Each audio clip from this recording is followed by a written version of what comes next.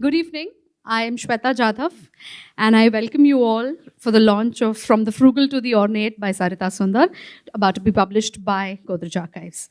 And this is our second book, so we have a lot of events happening for that, lined up in that. Today's event, where we'll have after the launch, we'll have a very exciting talk between Sarita and Kaiwan here. And tomorrow from 4 p.m. to 7 p.m., we have a very star-studded panel for a design seminar right here at Artisans. The panel comprises of Siddharth Sirohi, founder Baro Design, Ajay Shah of Ajay Shah Design Studio, or ASDS as you may know, Dr. Reena Valecha, certified ergonomist and occupational therapist at Godrej Interio, Sandeep Sangaru from Sangaru Design Objects, and of course Ranjan Bordoloi, founder of Amiya Lab. And joining them for that discussion to moderate it will be Tanishka Kachru, senior faculty from NID Ahmedabad. Also, we've curated a mini exhibit that you can see around. It contains archival records, glimpses from the book, and some brilliant photographs by our dear friend Chirodeep Chaudhary here, and also late Mitra Bedi. And the cherry on the cake, of course, select chairs that are featured in the book have also been here on display. And I'd like to take this quick opportunity to acknowledge all the contributors who lent us all these fabulous pieces of seating from their own collection for this exhibition. So Dr. Mangala Sardeshpande and Dr. Sheher Nawaz Nalwala of the Asiatic Society of Mumbai. For that, yesteryear's Burgomaster. And Ms. Divya Thakur of Design Temple for the walnut chair by Sandeep Sangaru that was in her collection. That's right there in the corner. And we also have Radhi Parekh, owner of Artisans here. She'll be donating the cafe chair for the exhibition. And there's the cross-easy chair, almost called the Chandigarh chair there from Mode, Museum of Design Excellence.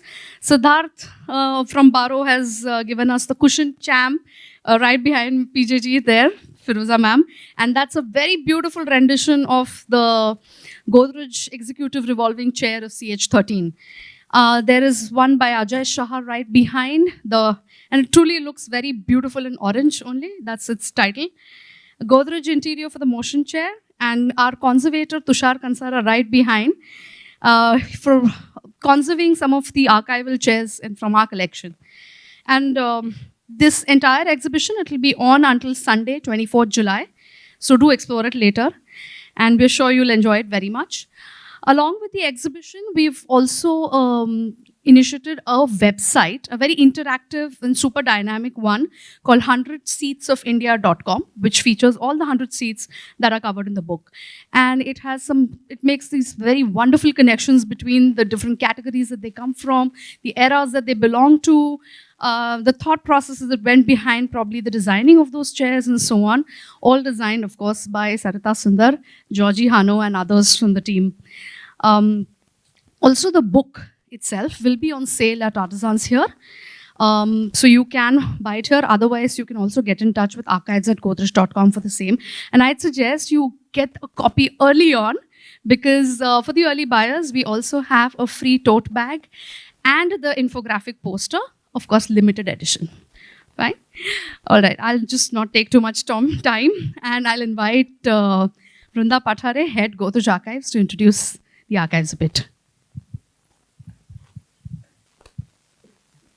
Thank you, Shweta, and welcome you all. And we are really overwhelmed to see this response. And we already had a launch in Bangalore where Sarita is from, so we thought we will begin with the Bangalore. But of course, Mumbai is in our hearts, and we always wanted to do a launch again at Mumbai as well. So thank you, Mumbaiites, for being here in such large numbers. So yeah, a bit about Godrej Archives. This is actually our second book on the object, because Godrej Archives is basically the corporate archives of the Godrej group of companies that started in 1897, and this is our 125th year. That's why we are really happy to introduce this book and introduce this history in the 125th year of the Godrej group of companies. So basically, at the archives, while collecting a lot of correspondence, letters, our usual minutes of meetings, drawings, even the catalogs, advertisements, we realized that objects have really fascinating history. And objects are not just from the manufacturing point of view, but also the way they connected with the customers. We get a lot of phone calls from the customers where somebody will have an old refrigerator and they will like just call us and they will say, okay, I'm using this for last 50 years, would you like to have it in your archives? And they it's like already like they are using it. So it is really amazing to see that kind of a relationship, and they have amazing memories. So when they call us about a storewell, they will always share a memory about their mother, or anyone, like any precious things that they have always kept in that steel cupboard. So it is really amazing to see how people really connect with the object. And when you start looking at the social political history from the lens of the object, it is really a different kind of a perspective that comes forth. And how the consumption patterns have changed, how the tastes have changed, how actually the social economic changes have impacted these kind of things, how the companies are responding to these kind of changes. It was really amazing when we were collecting these kind of documents. So actually this is what we do. And we really love that we share this love for material culture with Sarita. And we had been associated Sarita for, I think, 2014 and 15, when we first interacted with her, when we were putting together our typewriter book. And so when Godrej actually closed down the factory, we thought, this is the right time, because we were the last manufacturers in the world to make the manual typewriter. So after the typewriter, we thought that, the whole, product would disappear and the culture related to that will also disappear. So we thought, let's celebrate this product through the book. And that's when we met Sarita, who really added value to that book by her design. And she actually created an experience of the product, how we actually communicate the product to the readers. So she actually, created little things like smudges on the paper. Even a carbon paper was inserted. Of course, not the real one, otherwise it would have been messy. Even actually, she added few pangrams. If you have learned typing, you will know, you have to keep typing these. So it was really amazing to work with her then. And we realized that, if archives and history has to be communicated, design can play an amazing role, to make this interesting and engaging for the viewers. And that's when we also did a little exhibition, a permanent exhibition, which is there on a Vikhroli campus. So you're all welcome to come and visit. You just have to drop us an email before you come. So when we also did that, it was actually compiling the whole history of Godrej, and that too in a small 1,000 square feet area. That was a challenge. But she really applied, and we were really amazed by the historical sensibilities she applied to the design. And we blended technology plus the histories, and we had Kindles, which we never thought can be used in the exhibition. So please do come and visit. A lot of interactive things also we did. And then at that time, she mentioned about one of her article, which was about the chair and the design of chair and how the chairs have evolved. And it was just one article. And we were also thinking that after typewriter, which object we should really do. And that article came at the really right time. And we thought, this is what we want to do. And then we requested whether, we can go deeper. And she was already researching about it, and she already was planning that kind of a research. So we thought, this is the right project for Godrej Archives. And that's how it happened before the lockdown, many years before the lockdown. And in fact, we wanted, just like the typewriter, we traveled across India. We wanted to actually travel and, capture a lot of, pictures of the chairs, but lockdown happened. So we couldn't really do much that we wanted. So that maybe, through our website and the blog, we will keep doing that. And in case you have memories about chairs, please keep sending it to us, because we will be adding those to the blog so that this public history can also be documented about these objects. Of course, now a little bit quickly. So Godrej Archives started in 2006. The idea was actually mooted in 1897 when the company was celebrating 100 years. And since, but Godrej started in 1897. Yeah, sorry. So in 1997, this idea was actually mooted. And in 2006, we formally started as an archives. And now we are collecting regularly, not just the past, but also the present we are trying to document so that it doesn't disappear. So that's what we do. You can check our website, definitely. Our virtual tour is also there. But without much ado, I don't want to stand in between you and the launch. But before that, I would like to request Mr. Swapneel Nagarkar, who heads our Godrej Interio, to address the gathering. Yeah, thank you and good evening to all of you. It seems that now I am standing between the launch and just for a couple of minutes you will need to bear with me. So I really appreciate that all of you have taken time and come here to grace this occasion. And what I personally feel, something which quite a few of you would be aware, is that fundamentally sitting is not a natural posture. Okay, so as many of us would know, it is not a natural human posture. And like we have the title, which is like, the Frugal to Ornate, what Godrej has done all along is essentially converted this unnatural to natural. So in the earlier decades, the efforts were made to see that how the products were intrinsically designed to accommodate bulk of the population. And over a period of time, we have migrated to a level where we are able to design the dynamism in the product where it can cater to the individual needs. So I think this has been the journey at Godrej, and we really appreciate the efforts which have been made to get this out for all of you. Because one small area which I always feel tragic about chairs is that chairs can't speak for itself, So some of the posters behind indicate that what really goes inside a chair, the foam, the density and everything, I mean, it is something which needs to actually come out for the end user to know that equipment where he uses 8 to 10 hours per day can, provide so much of utility to him. So once again, thank you so much, and we look forward to the launch. Thank you. Thank you, Mr. Nagarkar, for that perspective. Now I would like to call upon Dr. Pheroza Godrej, who also is a chairperson of the Godrej Archives Council, to say a few words at this occasion. We have to do things properly. So thank you all very much at the outset for braving not only the weather, but the traffic to get here in such large numbers. We greatly appreciate your support.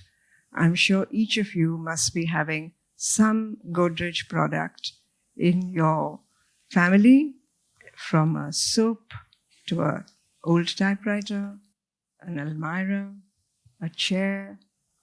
Who knows, if you're in farming, you may have some agrovet products, but it's nice to be associated with our products, even though we come from that background, and see so many people around the country using these products. So I'd like to really say it's such a pleasure that Radhi, where are you? Yes, hosting us here today.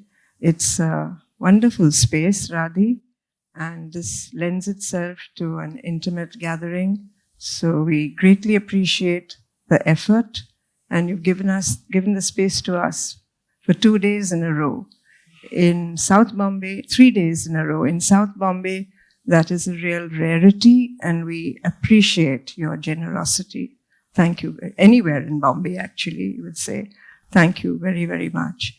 I'm delighted that so many of our own people from the Godrej Parivar are here, starting with Mr. Anil Verma, our president, Harpreet Kaur, who heads HR, stalwart like Dr. Indapal Singh, who, though he's retired, he takes care of us at the archives, a sort of a benign, fatherly figure, and Mr. Nagarkar, who's heading Interio, and many, many others. Chirodeep, who's not in Godrej, but I consider him part of the Godrej family, Henry, and several.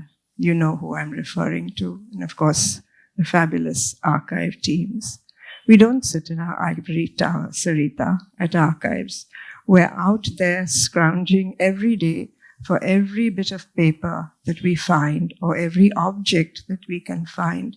Because I strongly believe that what you produced yesterday, wherever it may be, is today's archive. And that has to be treasured. And we leave it to the professionals to tell us, because I think a lot of us are hoarders, and we stash things away and thinking we'll use it on another day, or it'll be of some use somewhere, and then we forget about it. But it is important. So as Brinda said, share things with us. That is the purpose of the technology that's available to us, the website, Instagram, Facebook. She said to me as I came in, "It's very full, hurry up." I said, "But look at the social media you've created." I've had people writing to me from Chennai and Goa and goodness knows where. Wish you luck, wish we were there. Who knows, we may end up in Goa one day doing the launch over there. I wouldn't mind it. So thank you very much, archive team. You've worked hard. And I now have to say something about Sarita. This book is a one-author book. We're really, really lucky to have found this treasure in Sarita.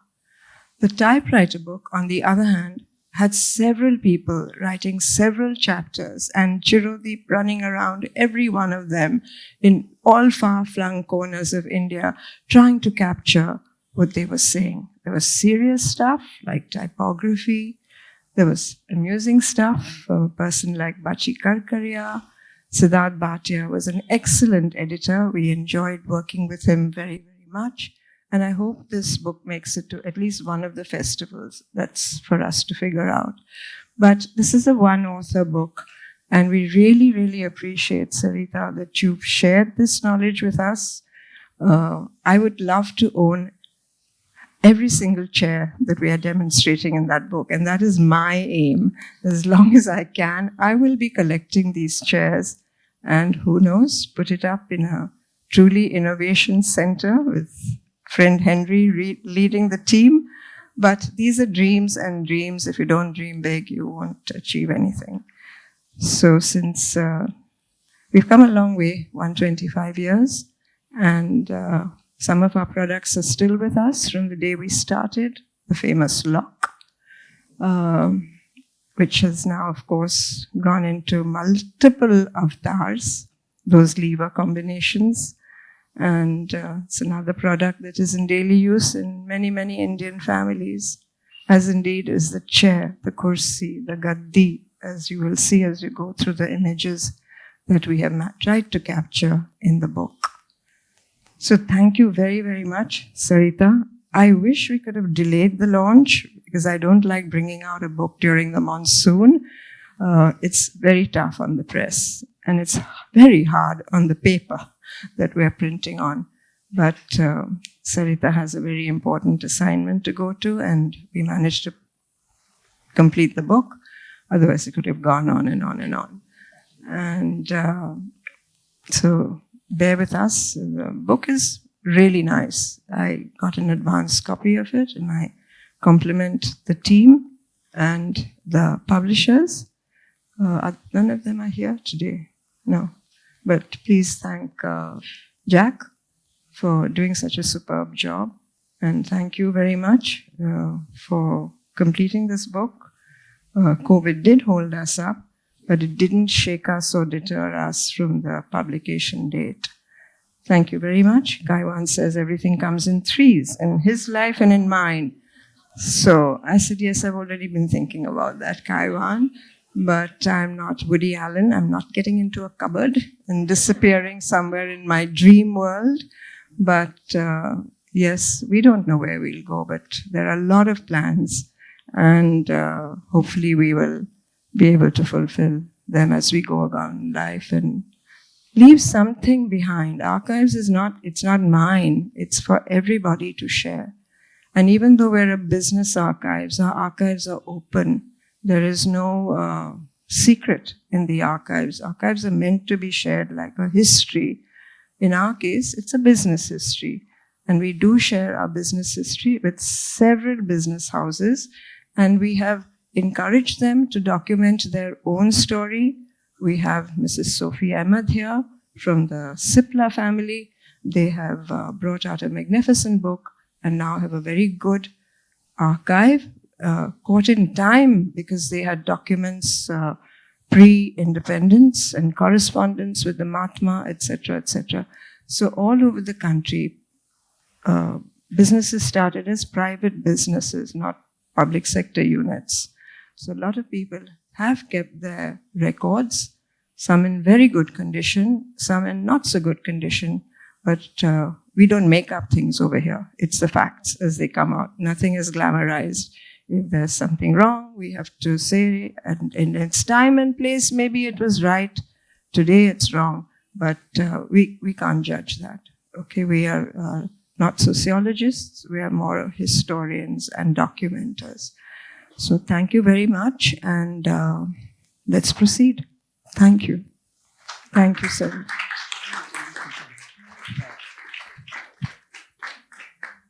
I think we'll first proceed with the launch. So Kaiwan, I would like to request you to please come. And Mr. Verma and Harpreet, if you can also join for the launch. Yeah.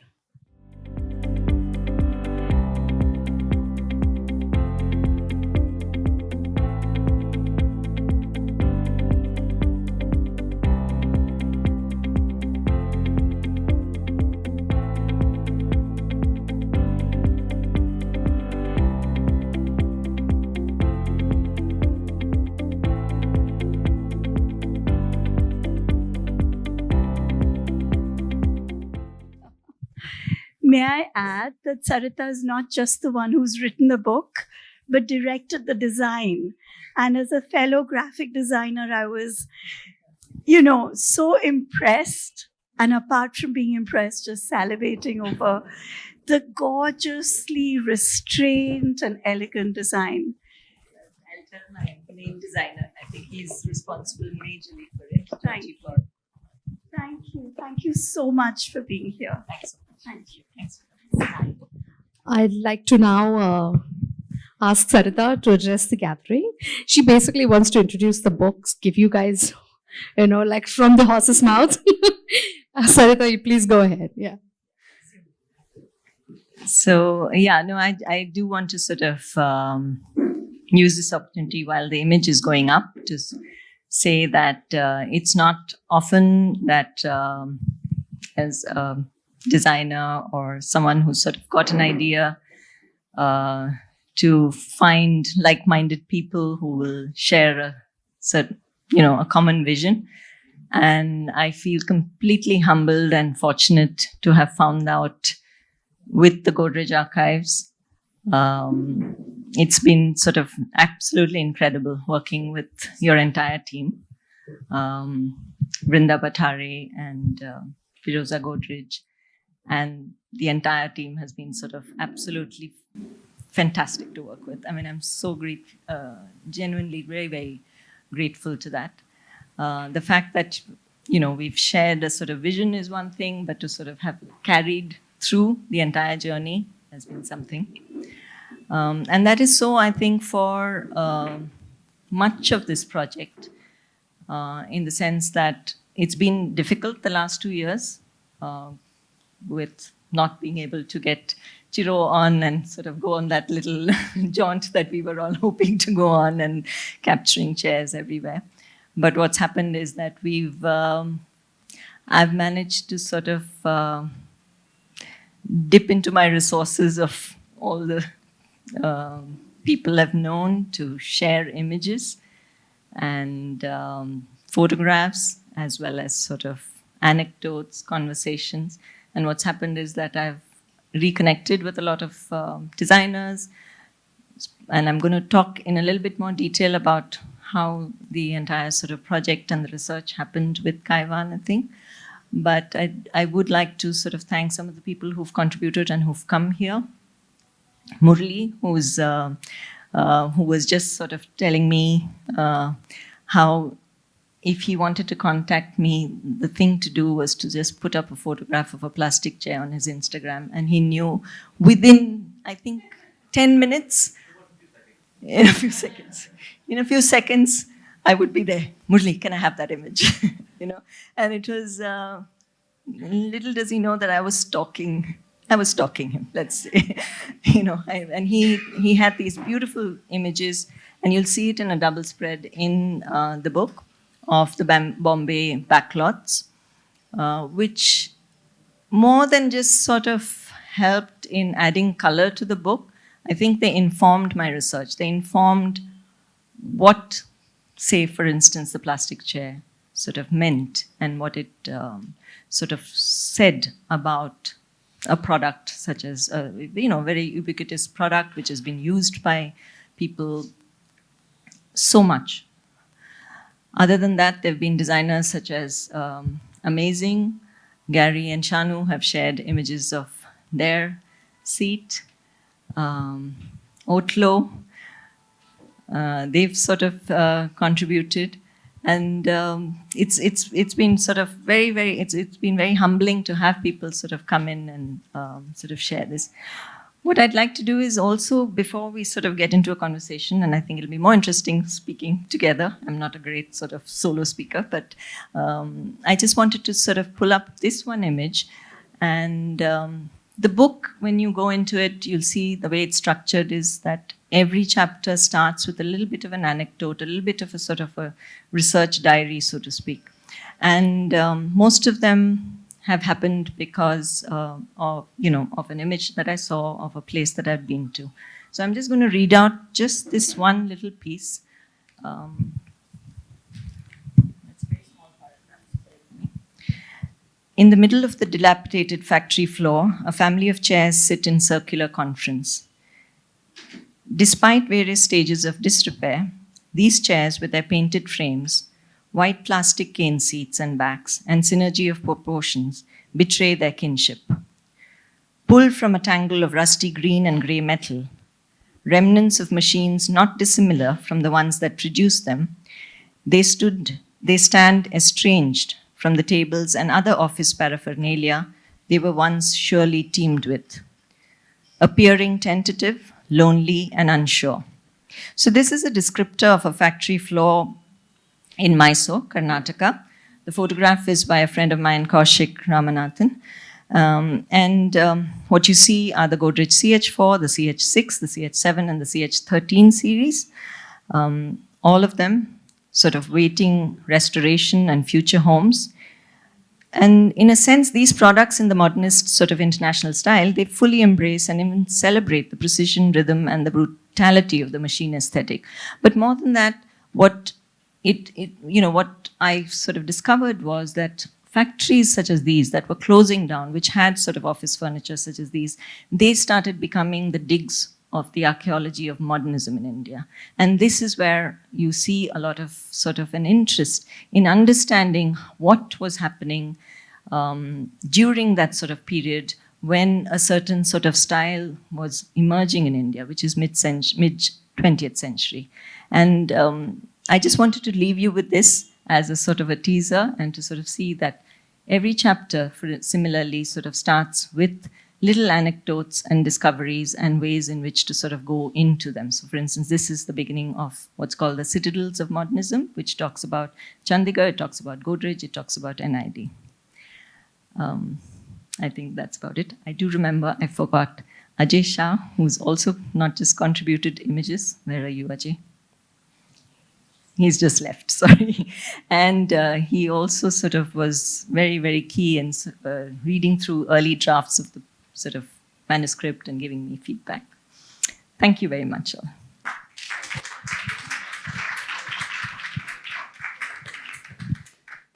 Okay, so I'll just run you through some images which are not really from the book, but they're sort of related to the book, and they will give you a glimpse of the sort of research that has gone into it. This was a question that was asked at our Bangalore launch, and I thought it might be good to just sort of show a little bit of the backdrop of what happened. Not complete in any way, but a few sort of vignettes.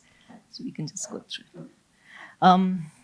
It's not looking very sharp, but these are the Excel sheets that Godrej had sort of kindly shared and were the basis of our understanding of trying to sort of string the story of the Godrej chairs into some sort of a timeline to understand. And these are references to circulars, to brochures, to catalogs, and even things like price lists. for instance, one thing that had happened is that there was an interest to sort of find out what was the origin of the CH4 sort of chair, and how did that come about?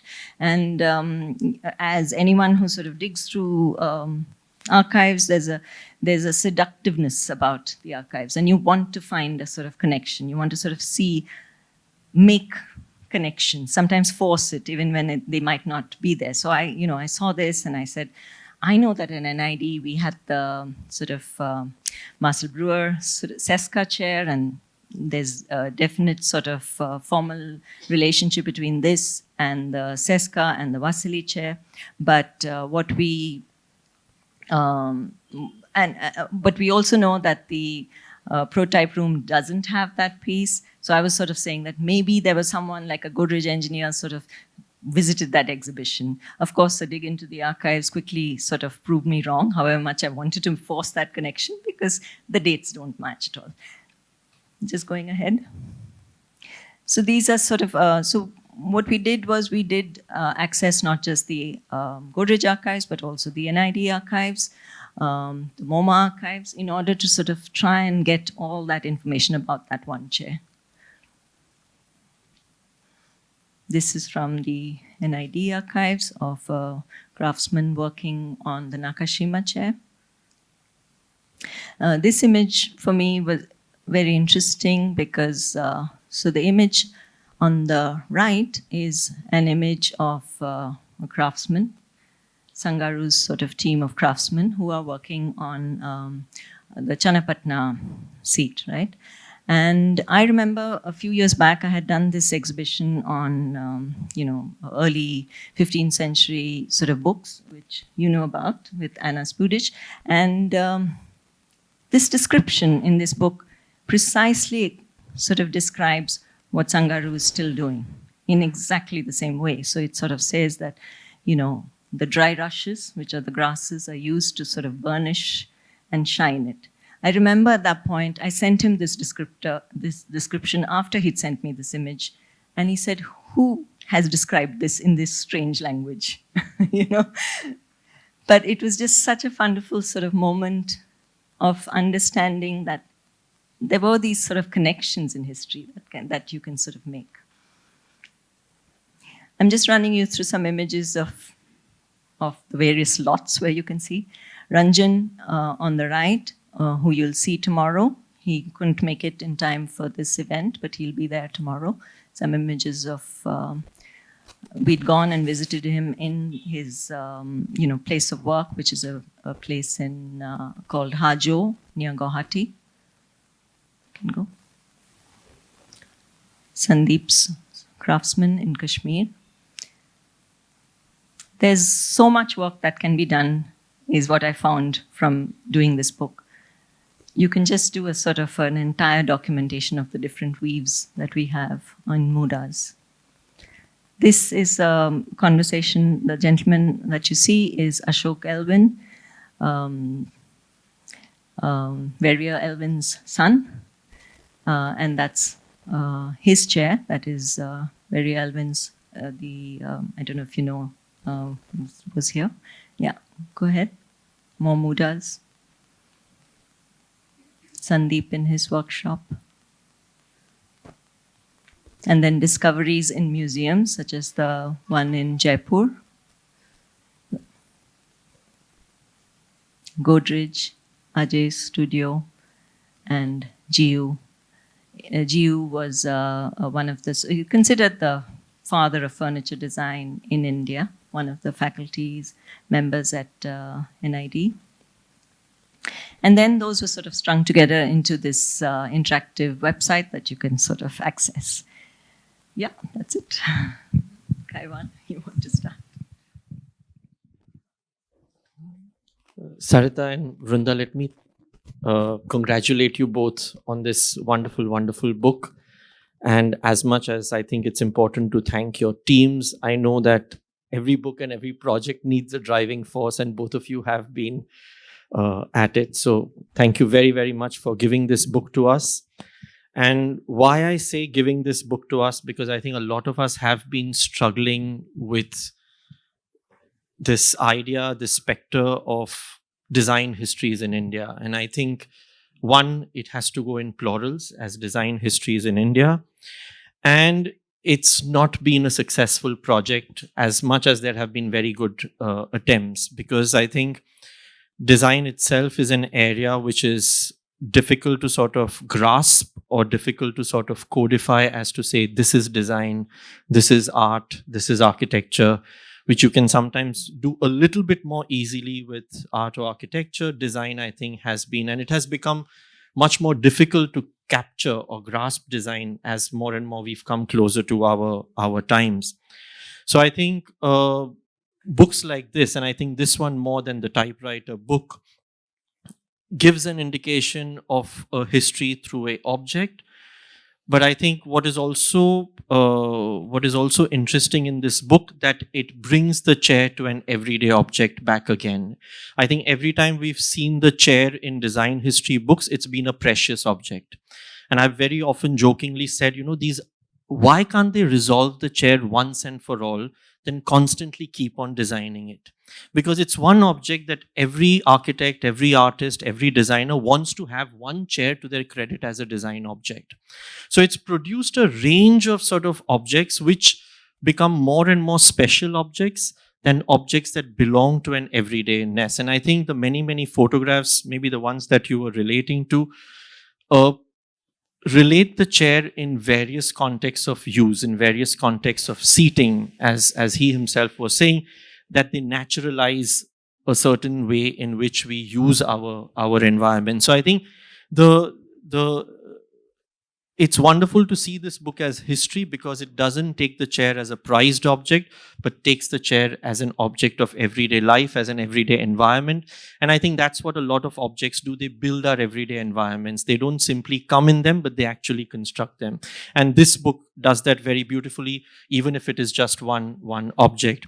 I think the other very, very important, more than interesting thing is that, in fact, just this afternoon, I was doing a lecture for a course on art and design. And I think the focus this afternoon was completely on this fact that all designed objects, all objects of art, have constantly belonged to a system of economics, to a system of finance, to a system of money, which is production of industry, which is production of various transactional relationships, whether they are rituals of everyday life, whether they are rituals of religion, or they are rituals of sort of operating with each other, whether it's an office, whether it's a school, whether it's a classroom, whether it's a shop.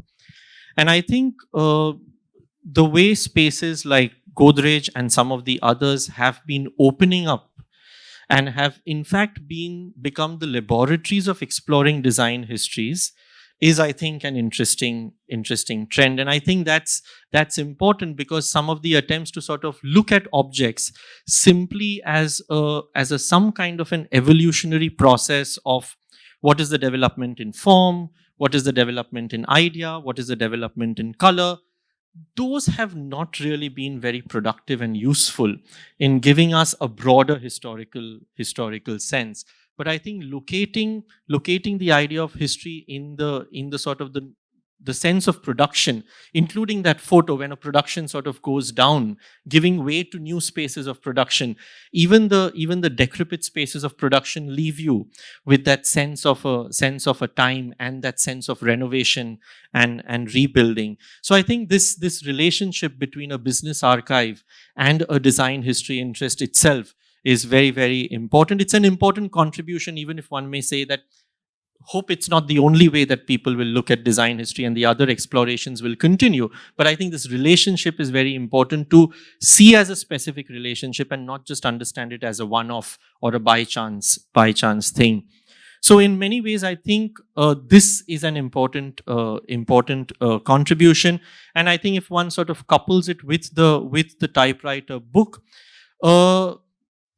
the whole sense of how objects occupy our lives. I think object histories, especially in India, has been a limited fascination for a limited set of people in projects, etc. But the notion that we have given importance to buildings, to context, to craft, to material, that kind of an importance has not come to the idea of the object. Because as much as the object like a chair or a typewriter or a laptop or this projector is an object by itself, it actually works with a much larger paraphernalia around it. And I think the typewriter book established that very, very beautifully, that the typewriter made no sense outside an ecology of other things. So outside an ecology of how court cases would work, outside an ecology of how college streets would work, outside an ecology of how secretaries in an office or a bank would work. So an object outside an ecology never makes sense. But the object then becomes a way of understanding a much larger sense of life in our histories, in our understanding of how you transit, say, from the modern to the today or the modern to the contemporary. All those issues become much more palpable in the object when they are seen in that context. So I think the recording of these contexts, whether it's a picture like this or whether it was the pictures that Chirodeep took for the typewriter book or many images here, I think those images are central to the understanding of the book, at least the way I see it. So that was something, and I think that that gives a sense of a method to also move further with other projects of this nature. And I think one more last thing to point out is in certain conversations that I had with you and Vrinda earlier, but I also remember your lecture presentation, which I think was organized by Godrej itself. What was interesting is that you did not fall in the traps. And that was, I don't know why I felt relieved listening to your lecture, but I just felt relieved in a sense that you could speak of history without falling in the traps of modern and contemporary, tradition and modern, color and non-color, craft and design.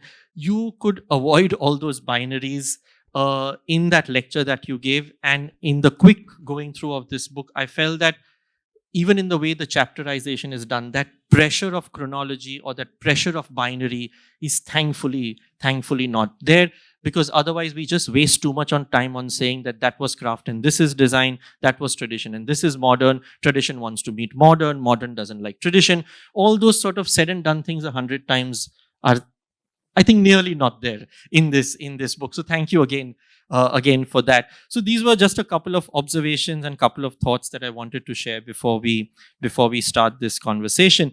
And maybe it would be interesting to sort of then hear from you on how did you sort of structure this book in terms of the chapters itself. I think that would be, because it's the classic question when you work with a book or an exhibition. Do you do it chronologically? Do you do it thematically? And I think there's not really a chronological structure. There's not really a strict thematic structure, but there is some working between these things. So if you could talk about that. I think the advantage I've had is that I'm not a historian. So I think I didn't have the weight of that, or I didn't have the expertise. You can look at it either way. So I think that was freeing in a sense, possibly. I mean, this is all in retrospect. All I did have is a sort of a degree in design, an interest in material culture, and a degree in sort of museum studies, which allowed me to sort of understand or look at an object beyond its sort of design and form, but a curiosity about the whys and the hows. And I think in that sense, the book is a reflection of both, my practice and education in that sense. It is also definitely, and I do start by introduction, which you might have read, about my interest in sort of understanding why objects take the shape they do. So for instance, another project that I've looked at, where I've looked at object systems in a temple festival in Kerala, I had the advantage of being an insider-outsider. I would only visit when it was holidays, see my grandparents. I'd visit the temple festival. There would be objects such as, you have a particular measure of rice, or the flag would go up. And everyone within the festival knew what was and it was almost sort of tacit knowledge. And you had to sort of be part of that sort of little ecosystem to try and understand that. And I was curious. So then there were these sort of questions about it. I could also, because I would visit my village often enough, I could see the sort of ways in which objects would play their own politics. So there was definitely a sort of hierarchy in the way my grandfather would sit in his charu kasela, which is a sort of a reclining chair. The position of it, there was a sort of a position of, there was definitely vantage power inbuilt into that. He could see people come, he could see people who would come would either be, seated in chairs very similar to his, or in stools, or in benches, or they would be in the courtyard, and there was definitely, and yet there was that sort of quiet sort of power that was inbuilt into not just the sort of the seat itself, but also the chair. So I think those are sort of the sort of drawing points that, or the points that I drew on, or informed the way in which I've sort of done the research. In terms of themes, the book's call From the Frugal to the Ornate, and a lot of people have sort of asked that. Sandeep, in our discussion in Bangalore, did say that can you say an Indian seat is either frugal or is it ornate? That's a sort of a question to be asked, what form and why should it is the thing. So, and that's where I sort of realized that the frugal to the ornate exists in the vernacular, it exists in colonial sort of seats, it exists in postmodern seats, it exists in new modern seats, it exists in modern seats. But what was very, very interesting is that the frugal and the ornate can also convey a sense of power. So, for instance, the Naga throne chair is actually just made out of wood. There is no ornateness in it. There are no sort of gems the way a peacock throne has. But yet it is a chair that signifies a certain power to the seated. Gandhiji's Baitak is as frugal as it can be.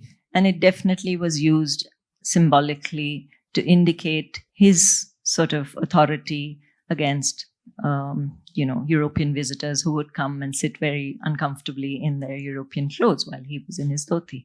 So that was one of the themes that sort of ran through the entire book. The other thing that I found was that even in the politics of the seat, the way in which present-day designers or manufacturers have responded has been sort of varied. There's been a sense of, so it could be whatever is their politics. So for instance, for someone, it was a concern with using sustainable materials. For another person, it was ensuring that there was employment or continuing of employment. So for instance, with the Jajam.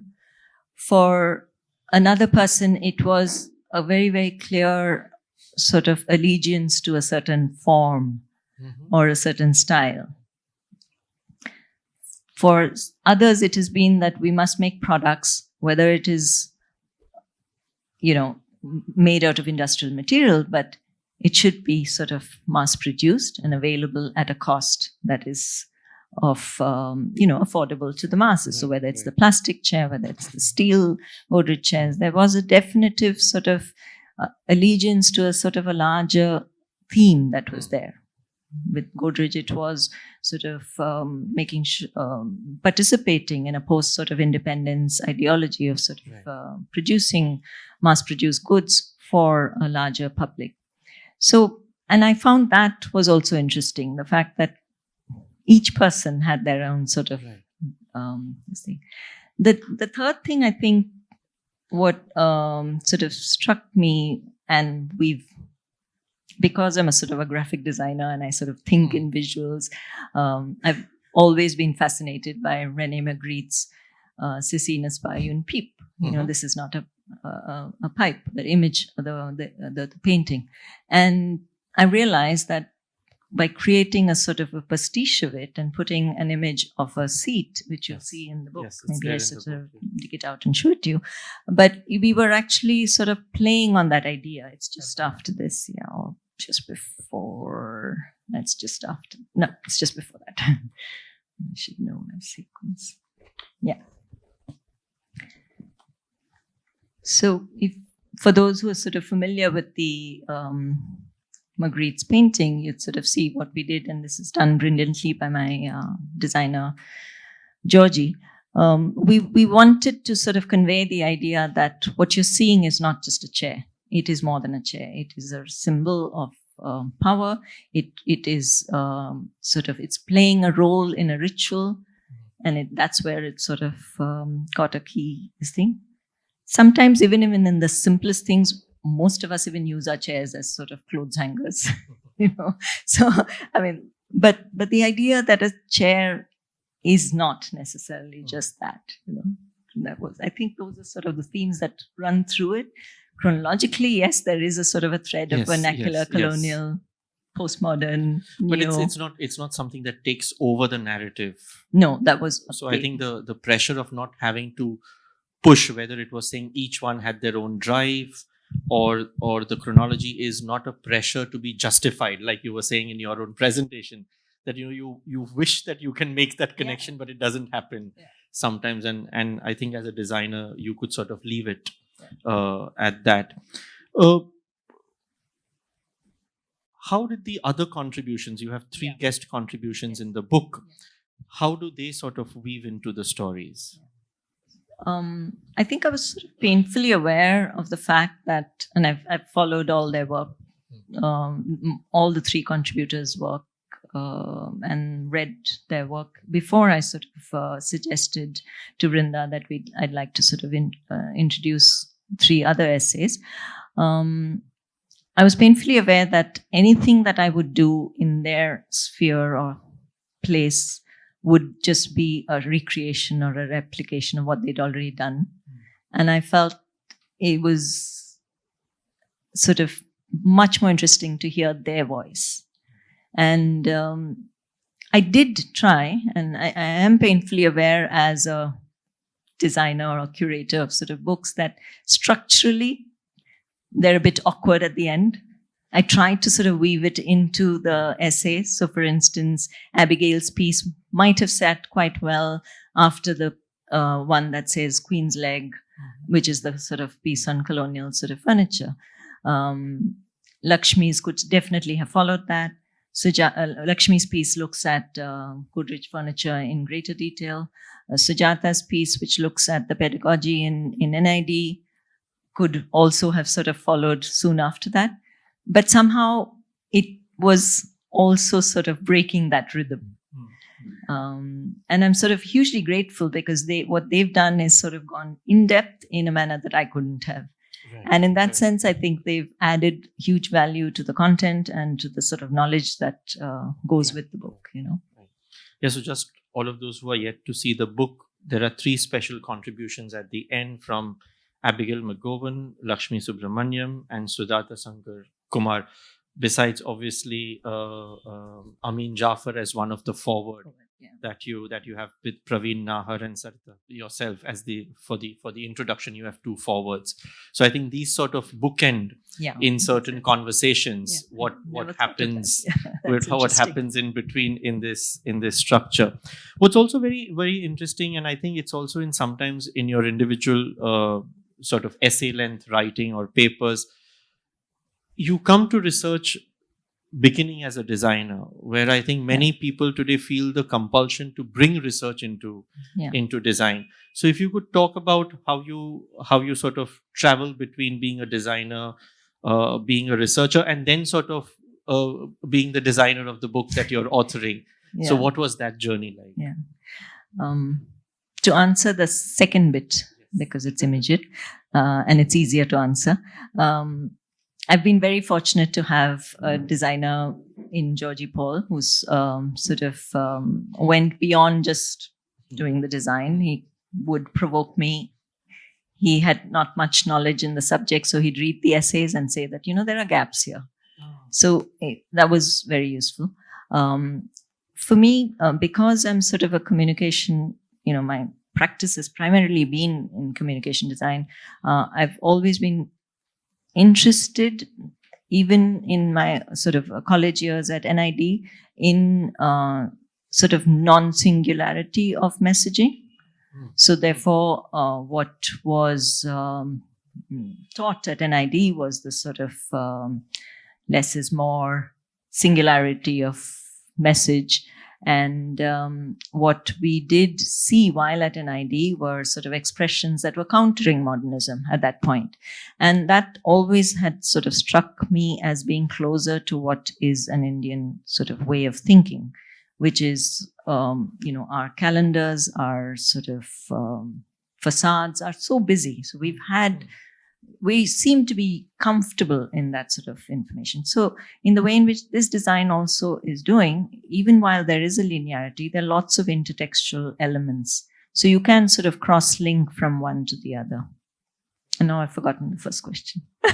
Sorry. Was your journey, was your working between being a designer and a researcher? Yeah. So again, as an example, when I was doing my museum studies program, which I did much later after having worked as a practitioner for a very long time, I remember sort of speaking to the professor there and saying that I realized that my writing was driven with the sort of a design thinking method.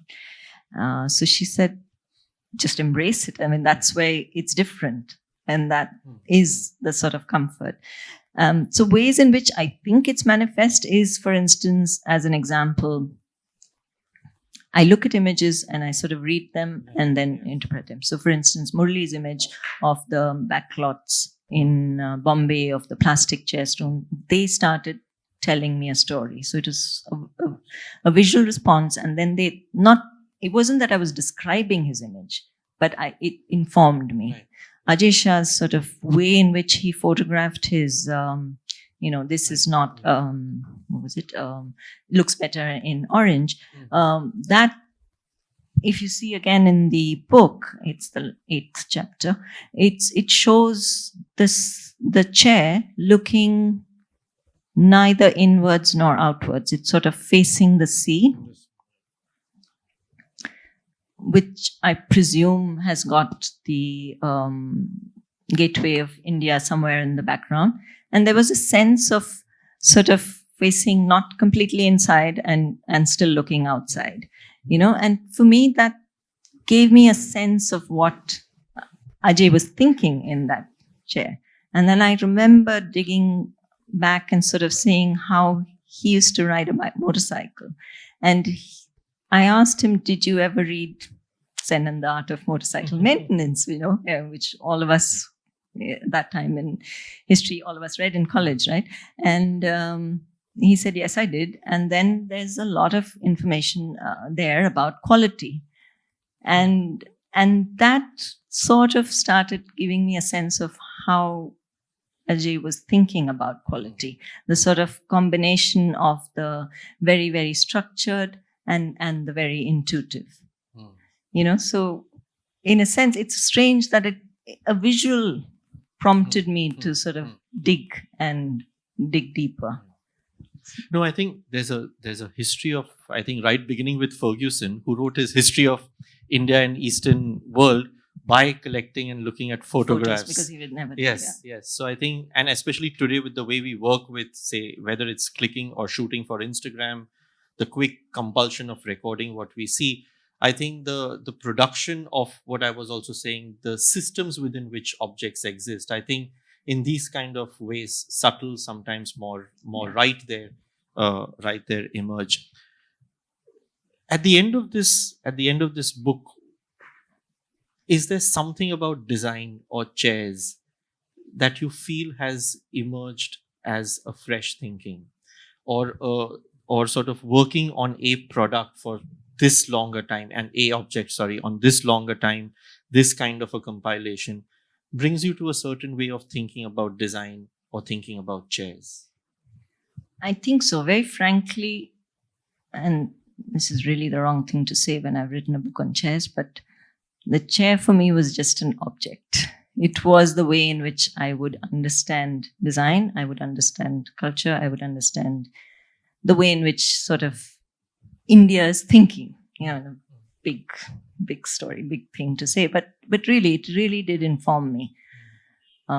Maybe another object couldn't have done it as well as the chair could, definitely. I mean, you can't say look at a table and say that, for instance, if we were to choose a piece of furniture, we can't, I don't know, what else could we think of? I don't know, a spoon or a plate couldn't do that, as much. So there's definitely that. But what I have felt looking at the way in which today people are engaging, one is that each person seems to be sort of working with their own politics at heart, whatever's closest to them. But the other thing is that there has been an attempt to change and shift the hierarchy in place, whether it's hierarchies of sort of society, but also relationships between manufacturer, designer, craftsman. There's an attempt to sort of break those sort of ways. And I think there is a lesson to be learned in certain objects, such as the Jajam, which is a floor covering from Jaipur, which incorporates, which involves a number of communities coming together to make this one product.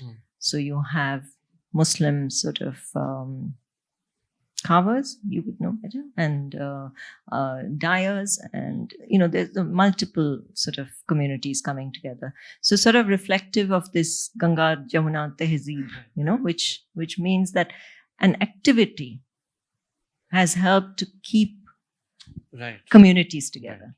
So the activity of making something, and not just the object, the whole sort of system of productions in place, the relationships that they engender. So for instance, Ranjan's, the community that he works with, which is the sort of brassware craftsmen of Hajo in Guwahati, near Guwahati, they make votive offerings and cauldrons as an offering for temples.